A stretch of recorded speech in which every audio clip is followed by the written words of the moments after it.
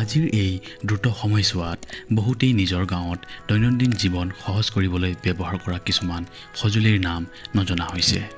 আৰু কিছুমান সঁজুলি প্ৰায় লুপ্তই হৈ গৈছে স্পেচিয়েলি বৰাক উপত্যকাত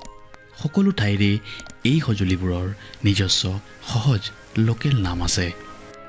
সেয়েহে বৰাক উপত্যকাৰ এইখন গিলাইজান গাঁৱত এই সঁজুলিবোৰৰ লোকেল নাম আৰু কাম জানিবলৈ এই ভিডিঅ'টো বনোৱা হৈছে